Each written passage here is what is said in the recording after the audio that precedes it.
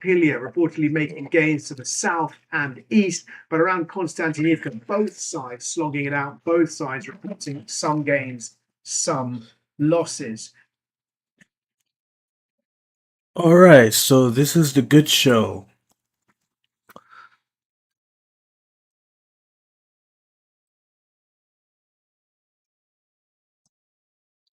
The good show. This is the good show. All right. Kremlin complain. Ukraine is winning the war as Russia unveils a real frightening Garand 5 Shahid. Hello. All right. So, so, so, hello? Hello? Hello?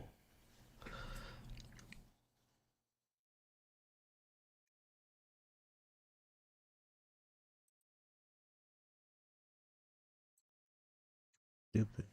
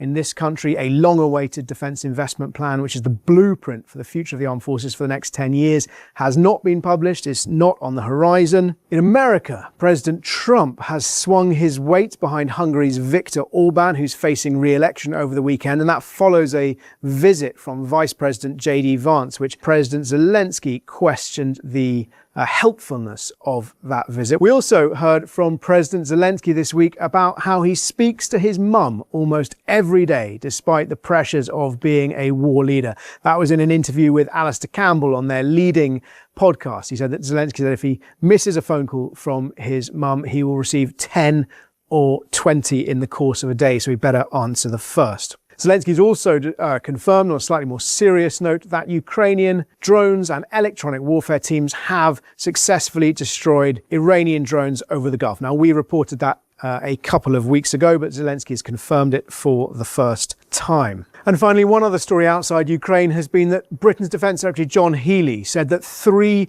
Russian submarines were detected and tracked lurking over vital subsea internet cables north of the United Kingdom in the North Atlantic, monitored by British, Norwegian vessels, spy planes and naval helicopters.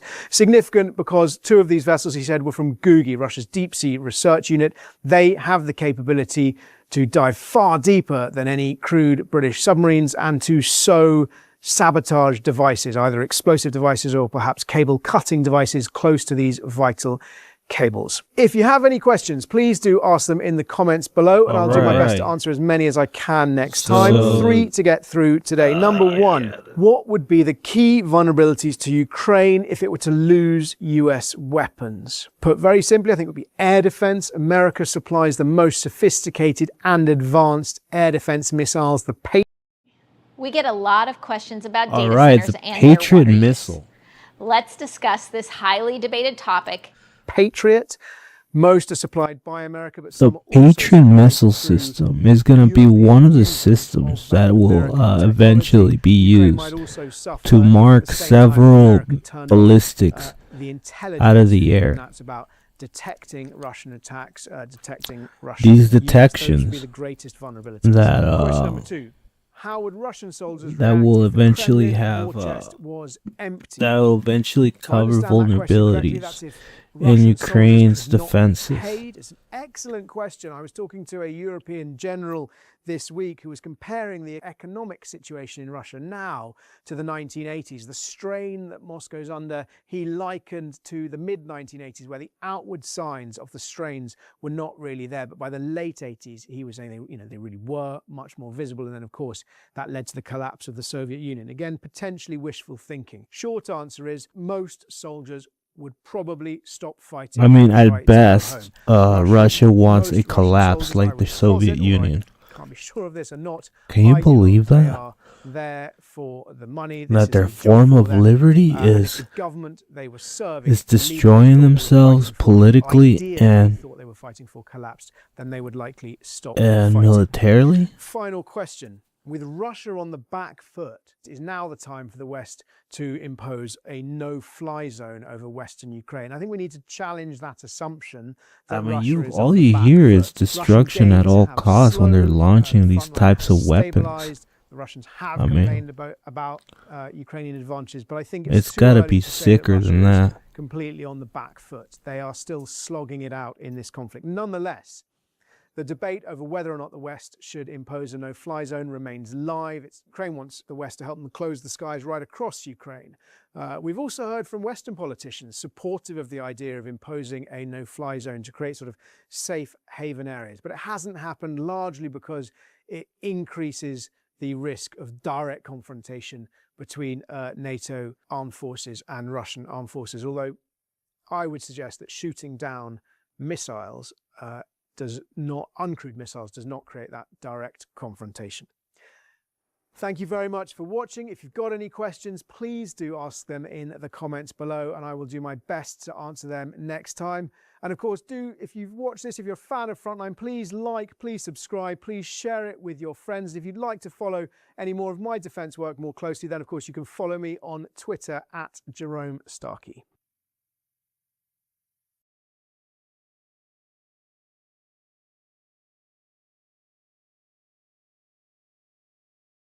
These are 5 pivotal battles. One of the across most Ukraine war pivotal that help explain moments why the of conflict is where it is Ukrainian today. Let's start at the beginning. defenses. Welcome to the battle for Hostomel Airfield, the battle that decided the One fate of the of most Ukraine. Before we legendary get into the battles battle of itself, Ukraine and the most let's take a look decisive at the measures Russian plan. of Using keeping up dozens of defenses in helicopters based Kyiv. in Belarus, This hundreds of guy paratroopers will be mastered flown to the airfield to seize it and its runway. several units Once secure, to the runway will be used to compose land a transport planes defensive carrying measure around 1,000 more around soldiers from Russia itself in an operation Ukraine's known as an airport. airlift. A third wave of reinforcements will then arrive overland from Belarus. This combined force will advance into the capital, kill or capture the Ukrainian government, and from there, take over the country. At least, that's the plan. This is the blow-by-blow account of the battle that saved Ukraine from immediate collapse and the tactics that ensured Ukrainian victory. This is the battle for Hostomel Airfield, and this is Battleboard. We're now looking at a close-up map of Ukraine. You can see the Belarus border and where the Dnipro River crosses it and how it flows down into the Ukrainian capital. And this is Hostomel Airfield, a large airstrip about 15 miles from the center. As the clock ticks over to 0900 hours, Putin's plan swings into action. At Bokov Airfield, a little outside the town of Mazia in Belarus, around 30 Russian helicopters get airborne. Among them are 10 K-852 attack helicopters and a handful of older Mi-24 attack helicopters, and 2 waves of Mi-8 transport planes, with 10 helicopters in each wave. On board the transports are 300 men from the 31st Guards Air Assault Brigade, otherwise known as the VDV, Russia's elite paratroopers, and the 45th Spetsnaz Brigade, the Kremlin's feared special forces.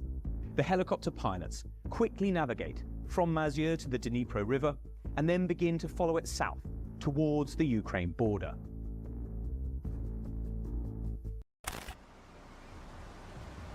The wind is gusting so hard right now. Moment is at hand for JJ Spawn. Let's go, JJ! He's back into the breeze. Go get it, Keegan. It's good when everything depends on it. It's good when it's a Z-Star.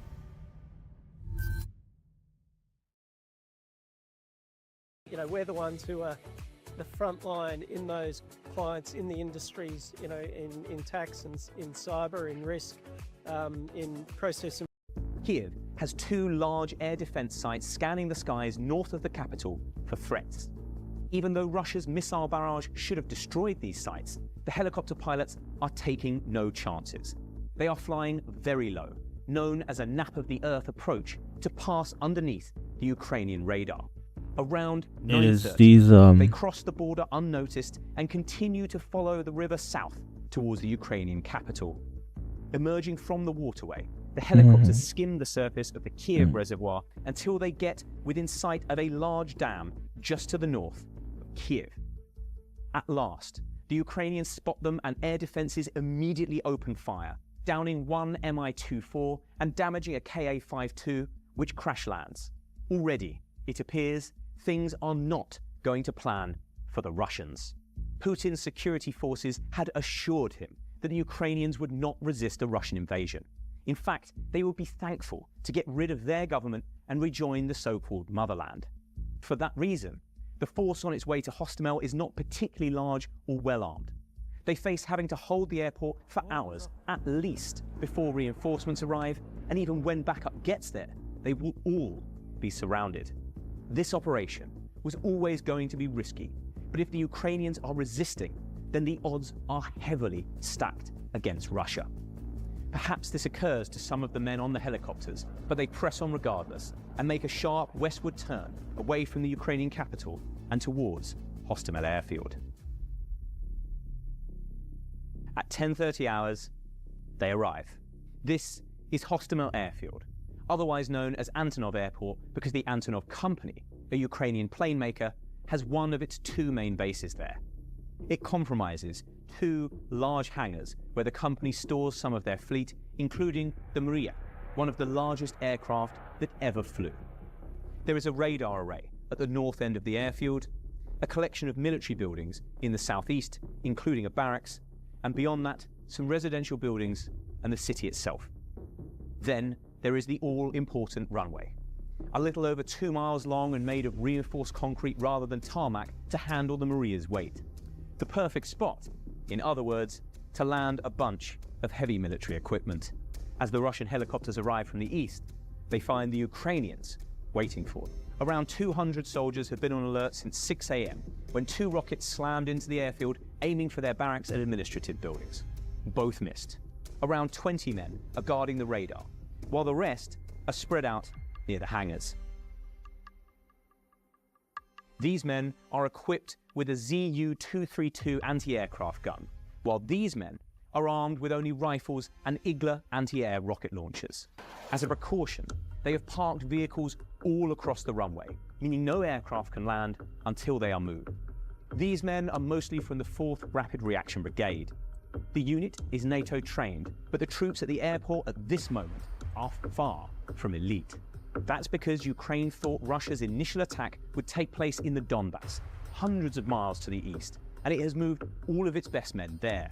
Those remaining at the airfield are largely conscripts and administrative officers who never expected to see frontline combat, though they don't know it yet. For the next 2 hours, they will be all that stands between a free and sovereign Ukraine and one under Russia's boot. At 1100 hours, the real battle begins. Russia's helicopters split into 2 groups. The attack helicopters go to the northern end of the runway to take out the anti-aircraft gun, while the transports head south to try and land their men near the barracks. The Ka-52s and Mi-24s open fire with their autocannons and unguided rockets, and the Ukrainians shoot back with everything at their disposal. Within a few moments, one of the Ka-52s is shot down by an anti-air rocket. It crash lands in the middle of the runway, creating another obstacle. In the ensuing battle, another 2 K-52s are lost, one of which crashes and explodes, and another of which crash lands intact in a field just to the north of the airstrip. An Mi-24 is blown up south of the runway, while an Mi-8 is damaged and forced to land on the airstrip, where it is later blown up.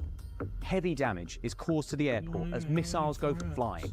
The Maria, which was in its hangar at the time, is set on fire and burns.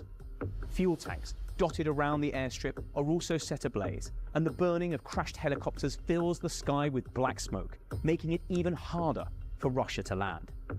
But eventually, the Ukrainian resistance can hold out no longer. The troops are out of ammunition, and the order is given to fall back towards the barracks. With the skies now clear of rockets, the Russians begin landing troops to the west and northeast of the airfield, who quickly move out and begin to seize their targets. The soldiers guarding the radar at the northern end of the airfield are overwhelmed and surrender, becoming the first Ukrainians to be captured by Russia. As the Russians move towards the southeast corner of the airfield, a gun battle breaks out with the remaining defenders near one of the hangars. However, the Ukrainians are badly outmatched and are soon forced to withdraw into the nearby residential buildings. The Russians raise their flag over the airport barracks, and at 1300 hours, around 2 hours after the battle began, Hostomel Airfield is under their control. For the second phase of Russia's plans, we need to take a look at this map, which shows a zoomed out view of Ukraine, Belarus, and Russia. At Pskov Airfield, 500 miles to the north of Hostomel, 18 IL-76 transport planes get airborne, carrying an estimated 1,000 troops. It is thought these men come from the 76th Guards Air Assault Division, which is based in Pskov and is considered one of the most combat-ready units in the Russian military. Flight time from Pskov to Hostomel is about 2 hours, but the planes will never make it. Instead, about 2/3 of the way through their journey, they are forced to abandon their mission and land at an unknown location somewhere in Belarus. I have a story to tell you that I am really not proud of. It was quite a long time ago that all of this happened to me, the early 1980s to be exact. But for me, it still feels like yesterday, and it's something that's Almost as soon as the battle at Hostomel something that still haunts. Ukrainians realized Russia's main invasion wasn't coming from the an east, accident, and why that would you stopping call the anyone airlift but the Richard Harris Law Firm? We fight for the largest possible settlement.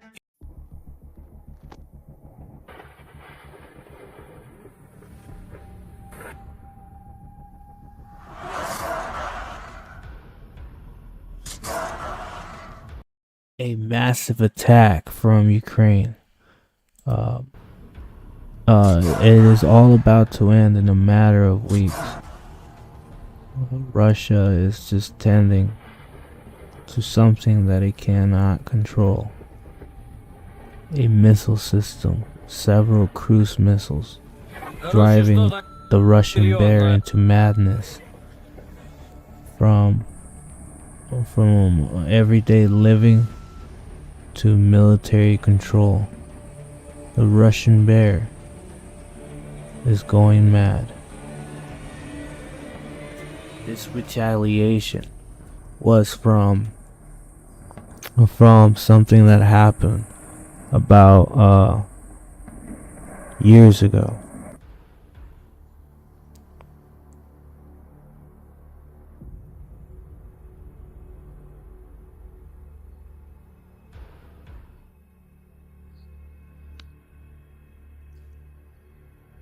See it right here.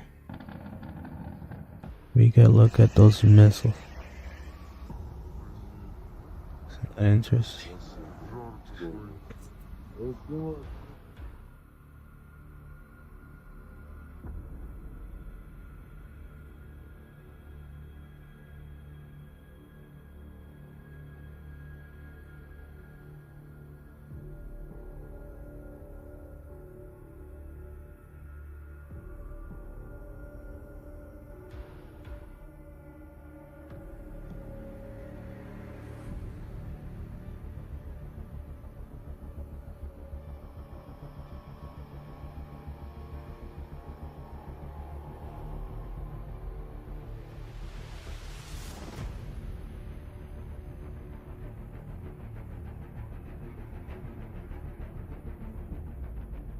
You could see several drones pointing at the coastline to Ukraine.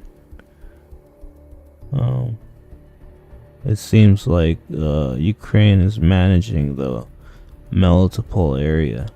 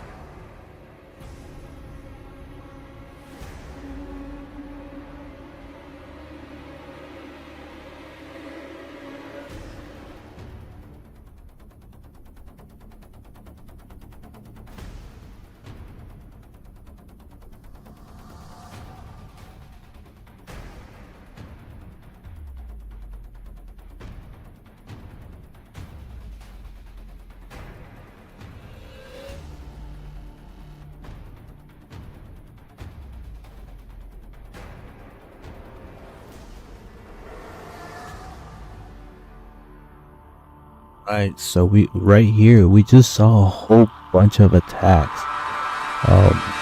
The Ukraine has attacked several S-400 systems, which are ballistic missiles that go into the air to they're mostly used for airplanes. They attack airplanes or drone units that are huge, like the Reaper.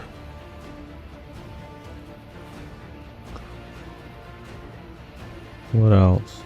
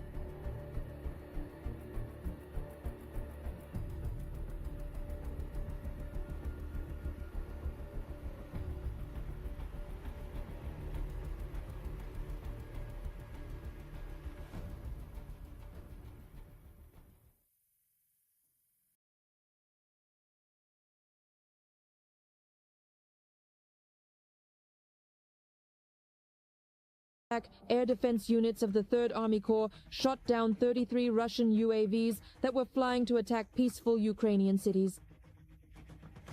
Operation is a layered defense system deployed by the Corps, brigades, and units to cover our troops on the front line.